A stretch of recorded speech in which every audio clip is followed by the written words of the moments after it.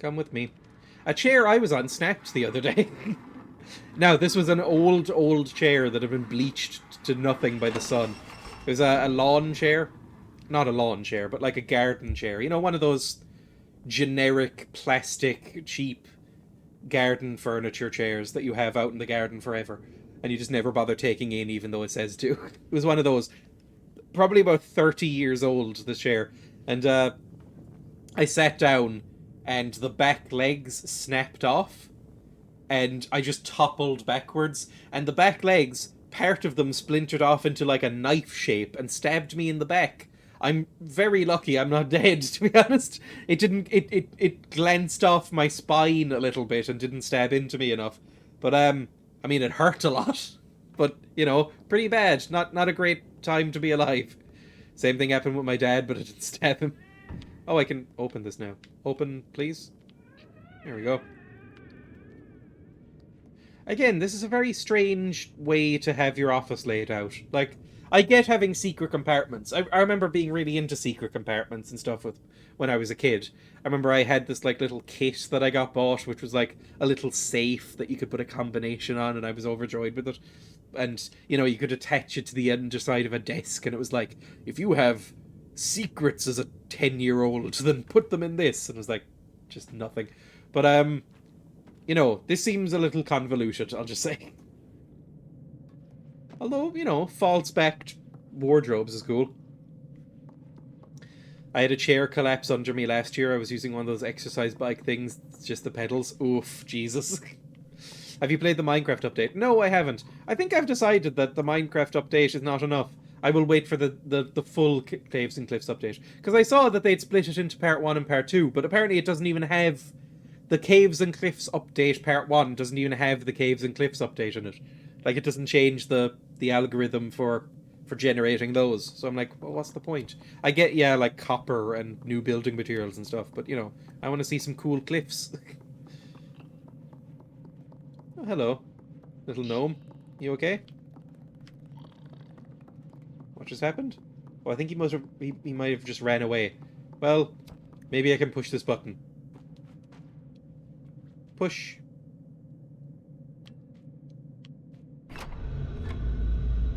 Oh, it's the babies, where I was earlier.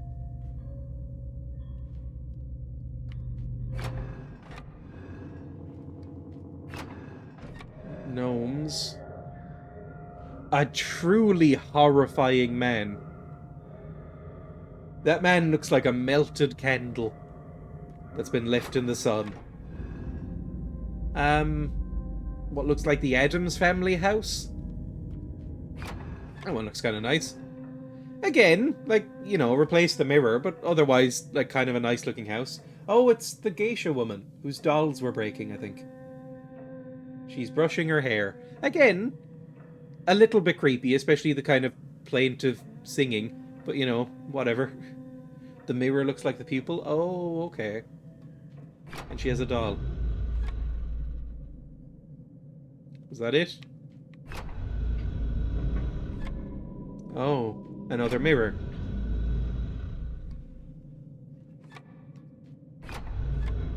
Just a mirror. This one won't let me change off of it. Okay, interesting.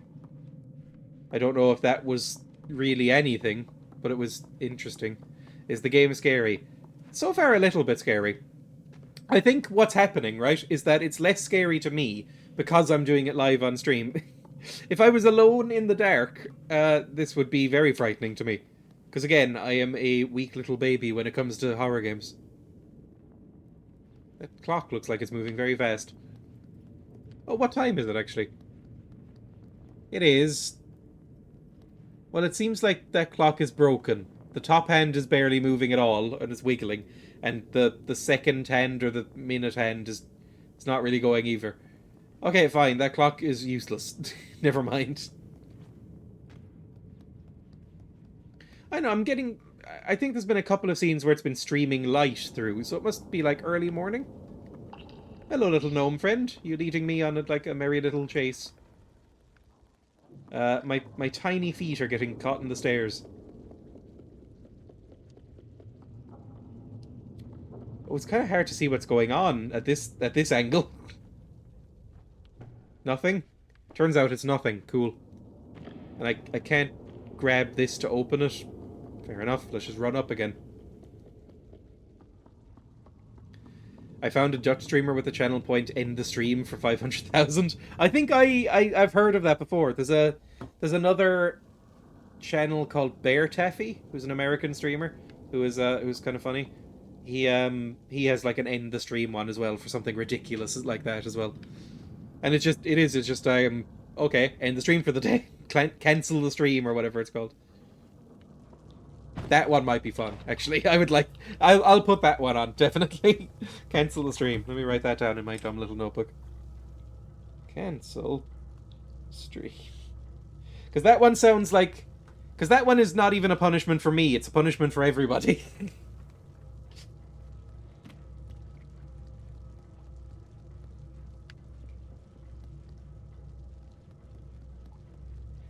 There's something very sort of 70s looking about this room.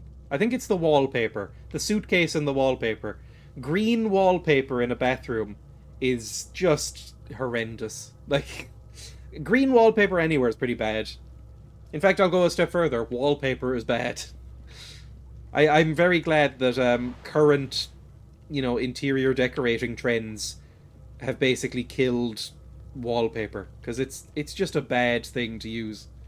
I remember as a kid we had wallpaper. Oh god, another hanging body, I think. Are those legs? No, it's just trousers. Oh, thank god. Oh, another 10 push-ups for 10k. That's one I want to put in, because I have been meaning to get back into exercising a little bit. And really, I've acknowledged that the only way I'm going to do it is if I'm held accountable for it, right? So I think I might have one where I might do like 10 push-ups like that for like 10k. Just to do something with my body, because it's been bad. The highest amount of push-ups I've ever been able to do is like 20. I'm really bad at push-ups, because push-ups are like a pretty efficient thing. Please don't make it 10k. Maybe like 5k then, because I do want to make it regular.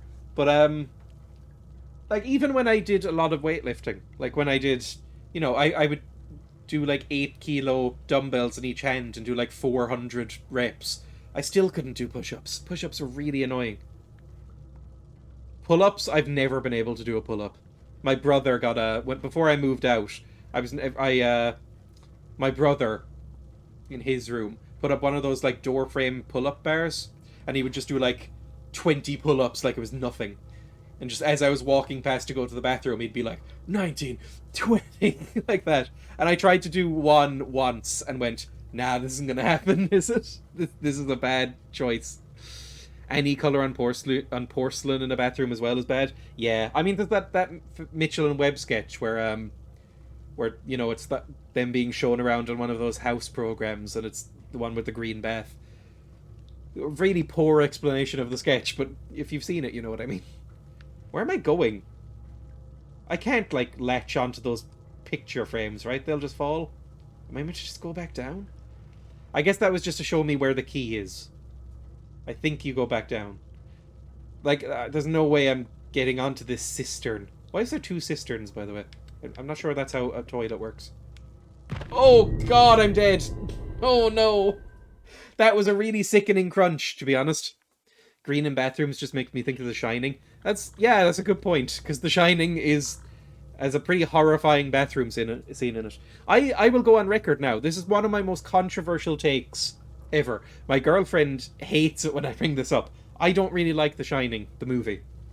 I think it's Stanley Kubrick's most overrated film. Well, that might be Eyes Wide Shut, but it's a really I hate that movie. Well, no, I don't hate it, but I think it's like a 5.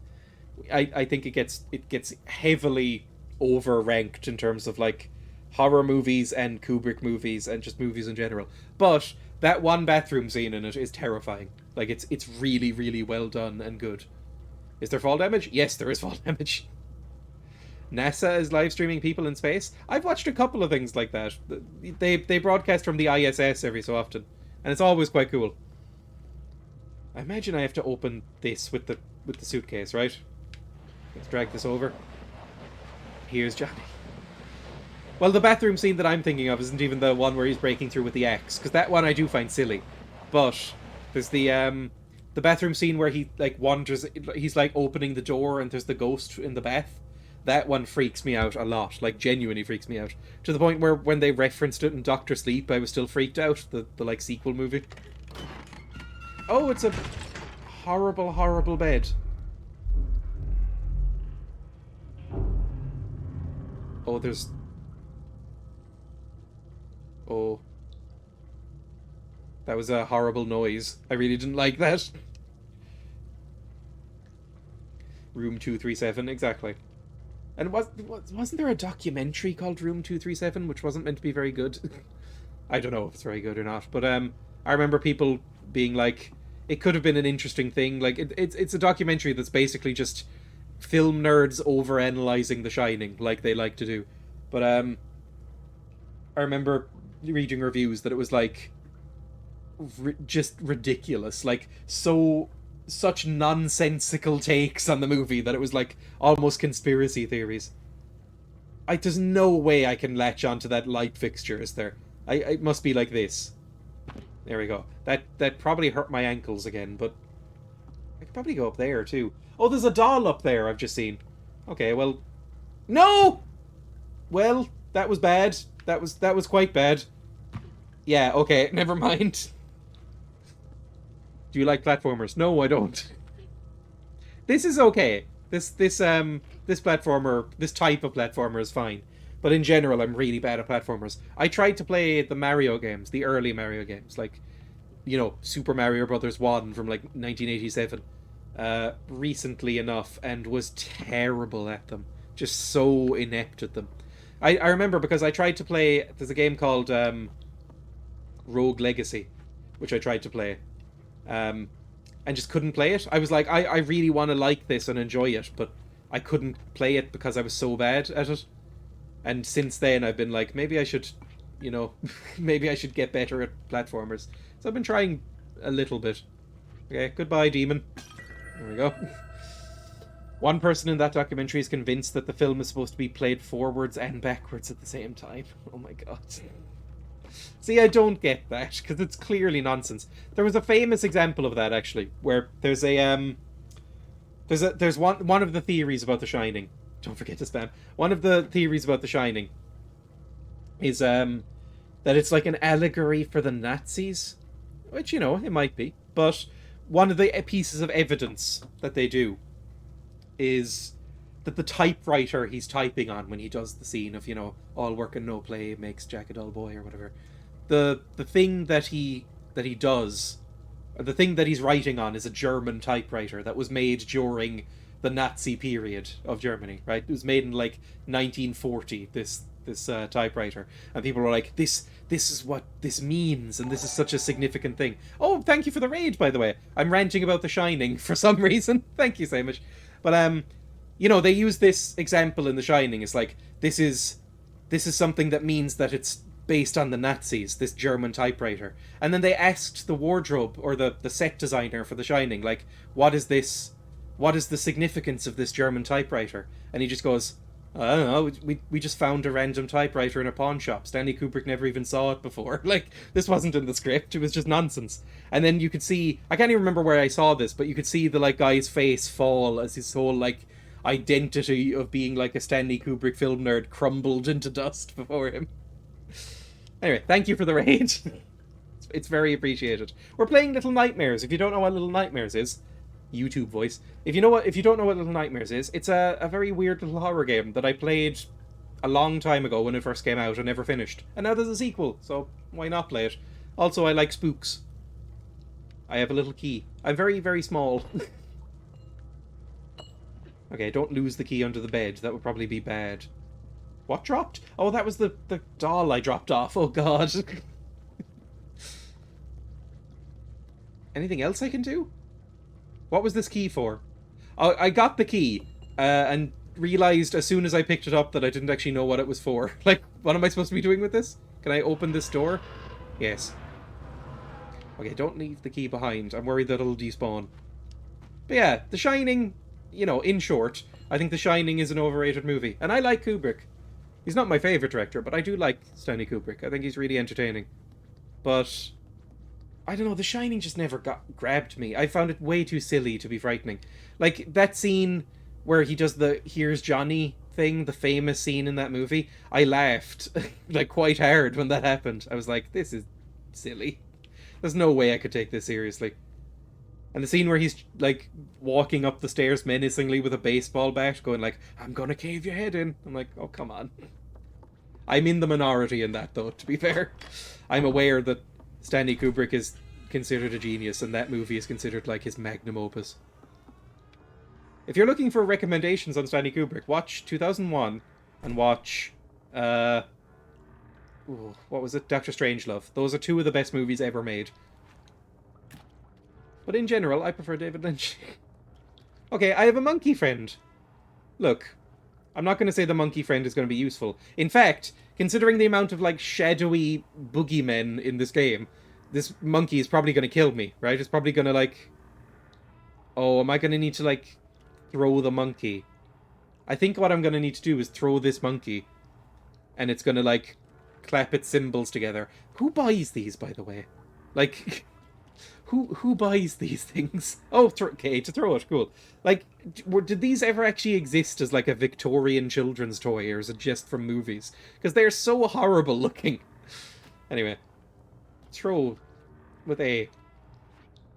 Oh, this is a terrible throw. Oh, I imagine I need to hold it down. That's probably what it says. 2001 is great. I watched it in French for a full 30 minutes without realizing I was watching the French version. That sounds right, yeah. I mean, there's the last 25 minutes of that movie are genuinely baffling, so I can understand. I will say I was misled about that movie. Oh god, I'm gonna need to, like, figure out the angle. No. Well, yes, but I got it right anyway. The last 25 minutes of that movie is baffling, and I was fed some wrong impressions of it. I was basically told through memes and through recommendations that it was like a horror movie. And like, that Hal is like this great horror villain. And he kind of is. But it's an incredibly sad movie. Like, there's some really sad moments with that robot that I wasn't expecting. I'd recommend it. I mean, me recommending 2001 should mean nothing. Like, everybody already knows that movie's good. It'd be like me recommend, like, oh, Citizen Kane, that's a good movie, you should check it out. It's like, yeah, everyone knows. Oh, I probably need to press the button again, don't I? Okay, back for the monkey. I never liked monkeys. Again, monkeys... It's a bit like babies. I won't bring up the baby rant again, but it's a bit like babies. Where I find them kind of freaky looking. There's something uncanny valley about monkeys, and I just don't find them cute. I find them irritating to look at and to listen to. I think they're too loud and weird looking. So I was never really a monkey person. I never had, like, monkey toys. And whenever we went to, like, the wildlife park or whatever, I would never look at the monkeys. I'd be like, the lemurs are just a clearly superior monkey. Like, lemurs are just cool. Monkeys are just kind of weird and sinister looking. You don't like monkeys, you don't like The Shining. You hate all my favorite things. I don't hate The Shining, but I don't like The Shining. I've never read the book. I need to read the book. I know you know what? I'm with Stephen King. The Stephen King hates The Shining. He hated Stanley Kubrick. Okay, I'm guessing I'm going to need to hide in here, so I'm going to do that. Oh, the book's great. I've been meaning to read it. I think I own it somewhere. Like on a shelf somewhere.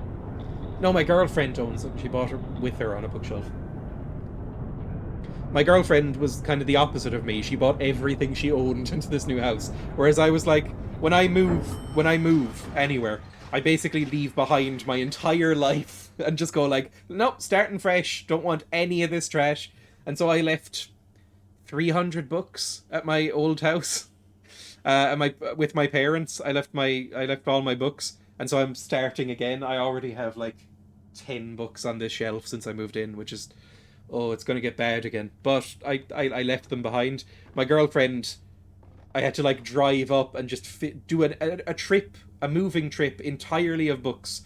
Like just a bookshelf, like 2 or 3 bookshelves, and we bought more bookshelves, and then just the car was loaded up with hundreds and hundreds of books. She bought every single one with her. At one point I probably would have too, but I don't know. For some reason I'm just like, I'll just get new ones. Oh, I think I remember this scene. Oh. Oh, my poor whiskered little friend. Maybe I should just chop myself up with this and end it now. Light up, please. Oh. The book goes way more into the characters, and for a very, very character-driven story, that goes a long way. Oh yeah, absolutely. I mean, there's things in a book that you can't do in a movie, basically. Like, you know, interior monologues go a long way to explaining character motivation, but if you do that in a movie, it's kind of hacky. Sometimes it works.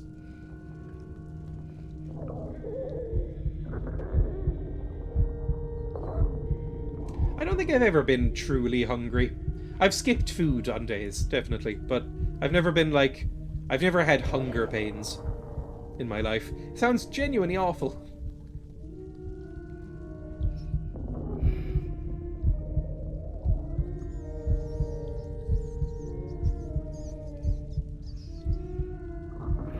There's something about a creepy children's choir that really gets to me.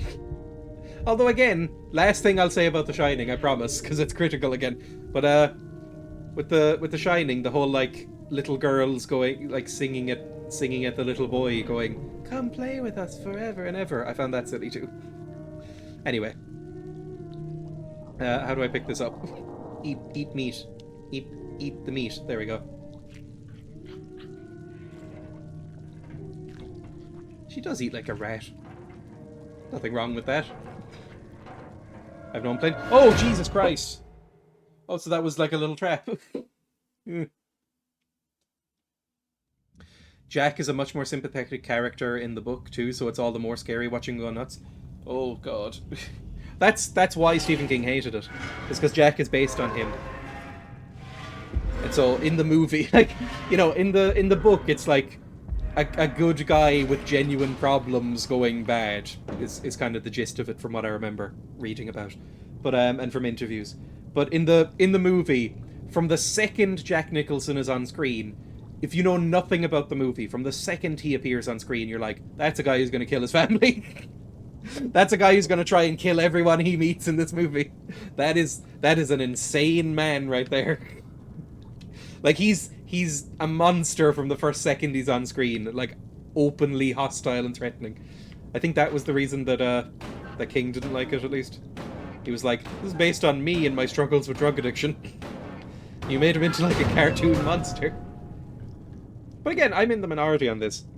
You know, and the same in a lot of ways with movies. Like, there will be beloved movies and beloved books that I don't like. It doesn't mean they're bad, obviously. It just means that they didn't land for me.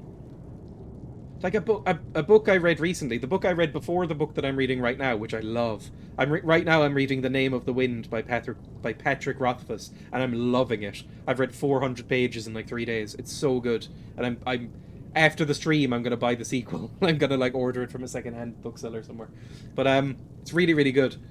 The previous book I read was a higher reviewed book on Goodreads and Amazon and stuff, and by a really well-regarded writer, a similar kind of genre.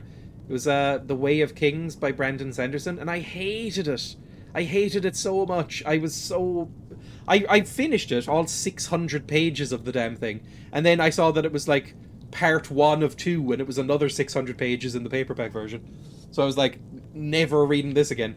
And I was so disappointed because I'd heard such good things, and he had written like 10 sequels. So, you know, if you like it, you're going to like all the other ones as well. So I was like, God damn it. And then I read this one, The Name of the Wind, and it's so good. I love it. But he's only written one other book in like 12 years since. He's like a George R. R. Martin type, where he writes these like very in-depth books, but then doesn't write again for like 15 years. So I'm like, God damn it. I'm going to be waiting again for books. But yeah, I'd recommend it. It's really good. It's been on my bookshelf for about 3 years and still haven't read it. I've heard it's awesome. I heard it too. I constantly I constantly heard like how great it was, but I'd never bothered checking it out until now. Because I haven't read in a while. Like since moving in, I've read more. But since moving into the new place, I've read more. But before that, I hadn't properly read for a couple of years. Can I free you, my little friend? Maybe. No, I can't. I can just drag him around. Oh god, no. I'm so sorry. There doesn't seem to be a door on this. I'm trying every angle. No. Oh no. Well, that's sad.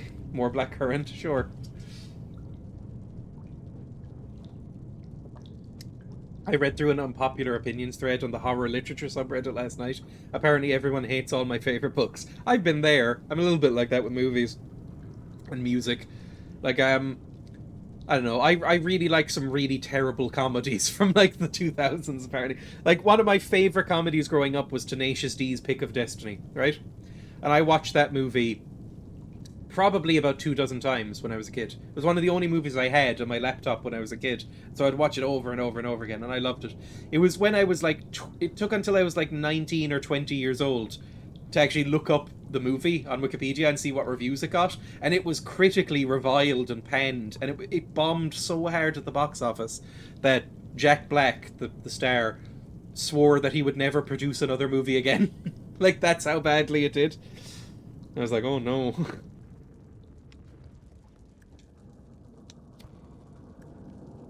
No, don't pick it up. Light it. There we go. Lit. Good. Long as fucking time ago in a town called Kickapoo. I remember... I watched it again, because it's on my mind, because I watched it again a few months ago with my girlfriend, who hated it. Hated every second of it. And I was like, yeah, I see why, but I still love it. And I was shocked. Despite not watching it in 10 years, I still remembered basically every line of dialogue. Like, virtually every line of dialogue and every lyric. I was like, oh man. My second favourite movie ever is The Road to El Dorado, and is critically panned and drives me nuts. That's another one of those movies that's, like, got a big cult presence, though, right? Like, it didn't do very well with critics, and it didn't do that well at the box office, but I constantly see memes about that movie. Even... I don't think I've ever actually seen the full thing. I've only seen like 20 minutes of it when I was a kid.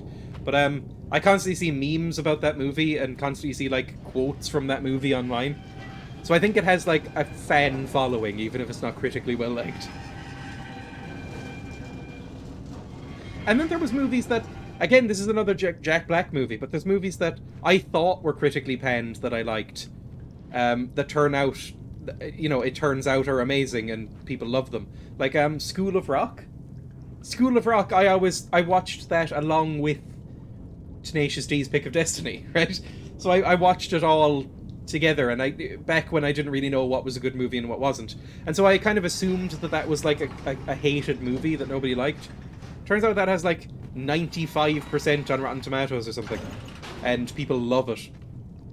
And I watched it again and was like, oh yeah, this is amazing. This is like a genuine, like, really great movie. It's like such a comforting, feel-good movie. I realized I didn't go over here. Is there anywhere to go? No, definitely not. The drummer from School of Rock died recently. I know, I remembered that as I was talking about it. I was like, oh, maybe I shouldn't have brought that up. Yeah, he did. He, it was like a hit and run or an accident or something like that. It's very odd. He was good in that. I don't know what else he's been in, or if he continued on acting or not, but he was good. Okay, just... Oh, I can swing. Okay, fantastic. I just accidentally discovered that you can swing. Okay, we're gonna swing out and jump through the door, right? Leap! Oh, come on! I hit the door jam. God damn it. I'm so sorry, by the way, my little, like, caged baby friend, because you're probably not gonna have a good time. Here we go. LS to swing, A to jump. The best feeling is discovering something from your childhood that's actually really good.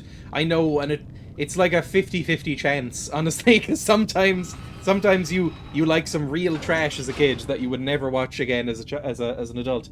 Like, I watched another movie I really liked. It seems to be like trashy American comedies from the 2000s that I liked, but I really liked a movie called Harold and Kumar Go to White Castle as a kid. I watched it a couple of times and was like, this is really fun. We watched that again recently too. I was like, maybe this will still hold up, like Pick of Destiny did, for me at least. And I was like, no, it didn't. It's a very homophobic movie and a very sexist movie. I'm like, oh. Also, it's just not that funny, honestly. It was like very like lazy stoner humor. I was like, oh, that's disappointing. But when it hits, it's good. You know, when you do find something, like you said, that you watched over and over again as a kid, and you're like, it's still good. I can love this again. Like, you know, that was The Hobbit for me a little bit. Like, the Hobbit game that I played on stream recently. Where am I, by the way? What am I supposed to be doing here? The Hobbit game that I played on stream recently. I played hours and hours of that as a kid, but never beat it, because I was very dumb and a child, and so I never figured out how. Am I supposed to be able to open this door? Come on, just push. Push. Pull. Push, pull. No. Can I go back here? My guinea pigs made some very disturbing squeaking noises there for a second. Oh, I can go up. Lovely. What was I talking about? I can't even remember. Oh yeah, that was The Hobbit. The Hobbit was... It held up, I think. I don't think it was objectively a very good movie, but I think it held up anyway. Like, it was just entertaining to play. So many of those 90s and 2000s comedies are super homophobic. Oh yeah, the gay panic was real. I mean, just watch Friends and you'll figure that out. Like, I had a brief period after the Friends reunion thing, which I didn't watch, but I had a brief second where I was like, maybe I'll rewatch Friends, because I watched Friends so much as a kid. Like, it was on everywhere. Friends, because, you know, I wasn't a kid. I was a kid when Friends was over. I think Friends was over for like a year or two before I ever watched Friends, right? Because I was born in '96, so I would have been what, 8 when Friends ended. I think it ended in 2004. So yeah, it was probably like 10 when I started watching Friends. So it had been over and finished, and they were just airing reruns of Friends on every channel for about 5 years in Ireland and England, I think, as well. So I watched a huge amount of Friends, sometimes out of order even, just lots and lots of Friends, because it was on. And watching back clips of Friends, my god. Yeah, it's weird. It has the first on-screen gay wedding, but also it's pretty backwards with homophobia. It has the first, like, lesbian wedding on screen in America, which is huge, and their treatment of lesbians is usually pretty great. But every other joke, it's a bit like early Scrubs, every other joke is about how weird and off-putting it is that gay people exist, basically. It's like early Scrubs, the first couple of seasons, every other joke is like an uncomfortable joke about how JD isn't a proper man, and JD acts like a girl, and JD's probably gay because he's weird, that kind of thing. And it's similar in Friends. Oh, more bodies. Oh, it's a frightening boy. Hang on. I'm watching Scrubs right now. Just the episodes I've watched have all had prominent gay jokes. It gets better as it goes on, I'll say, because I did a rewatch of Scrubs like 2 or 3 years ago, and it does get better, but those first 2 or 3 seasons are pretty rough. Again, it's weird, because there'll be a really funny joke, and then the next joke will be, like, really uncomfortable. Oh, he's coming. Where am I going? Am I going to have to sneak? How do I sneak? Like this? Oh, he seems to be blind. That's going to help me here. Oh, I thought he was legless. I thought he was legless, like that robot I was with in that VR Darth Vader game I mentioned. I thought he had no legs. But no, he just has tiny little stumpy legs. Oh god, what? Oh god, what? No, stop. Just stay still. Maybe... I don't know. Just don't move. So this is going to be a sound puzzle, I imagine. Okay, get on the carpet. There we go, that'll muffle you. Okay, he's over there now. That's fine. Can I get up on this? There we go. And onto the towel. Lovely. Oh, he's really horrifying. He does look like a sort of mutilated Freddy Krueger. I know kind of the point of Freddy Krueger is that he is mutilated, but you know what I mean. Sort of a disproportioned Freddy Krueger. Okay, where's he going? Let's learn his route for a second. Hopefully, he doesn't reach up and, like, just tap me on the shoulder with his weird little fingers. He'd be a good guitarist. Those hands. I am not a very good guitarist, and I have very, like, squidgy little hands. My brother... Oh, Jesus Christ, he hurt me. My brother is an extremely good guitarist. Oh god, run! Run, run, run, run, run, run! Oh, Jesus Christ. Oh, boy. Oh god, run, run, run, run, run. Hide? Hide. What do I do? Okay, I see what I need to do, I think. I need to get that... Okay, he's gone. Oh. But my brother has these, like... A bit like his hands. He has, like, these... His fingers are about 50% longer than mine and really spindly. And so he can reach... He has an 8-string guitar, because he plays metal. He has an 8-string guitar, and he can reach across it, like, wrap around the frets. It's impressive, but slightly weird to see. Are you good at any instruments? I'm okay at piano. I'm getting better at piano, at least. I'm getting better at guitar. Actually, if you're on my YouTube channel at any point, I have a couple of... Oh, Jesus Christ. I have a couple of covers of guitar songs. Like, I just put up one yesterday, I think, of like a very basic lo-fi cover of Brown Eyed Girl by Van Morrison. Oh, Jesus Christ. He's coming. He's coming. He's coming. Okay, let go. Run, run, run, run, run, run, run, run, run, run, run, run, and down. Oh, man. Jesus Christ. I'll check them out, sounds cool. Don't expect them to be good. It's mainly a way of me practicing. But, you know, I liked the Van Morrison one. I thought it was fun. It's a key that my voice doesn't like. I can sort of sing, but, you know, sort of. I'm really bad, actually, at determining key. I don't have perfect pitch. Like, it takes me a while. Like, if you ever see me practicing on guitar with my voice, it'll be me strumming along and then singing in about 15 different keys until I accidentally find the right one and then just sticking with that one. And I never remember it between sessions. It's always pretty horrible. It'll always just be me going like, brown-eyed, brown-eyed, brown-eyed, brown-eyed girl. Anyway, my practice sessions sound a bit like, you know, speaking of Friends, like the Lisa Kudrow playing Phoebe playing guitar in the bar, coffee house, whatever. Oh, I thought these were meaty feet for a second. Like, I thought this was like skinned feet instead of shoes. Why aren't I taking these shoes, by the way? I guess they are massive. Yeah, they're pretty big shoes. I don't know, surely I could fashion something out of these. Like some rags. Ooh. I wonder what this is based off of. I think... I could be wrong, but I think this might be based off the Auschwitz Museum. There's a very, very, very famous stall, or like exhibit, in the Auschwitz Museum. My girlfriend went there and really enjoyed it is the wrong word, but was very moved by it. There's a famous exhibit, I guess you'd call it, at the Auschwitz Museum, which is all of the shoes that were collected off the victims are just piled in like this giant mountain of shoes in a room. It's like, oh. But you know, it looks a bit like this, basically. Been there in its madness. I've heard that. Anyway, something horrible's gonna happen, right? What my guess, right? There's a cabinet full of glasses as well. Oof.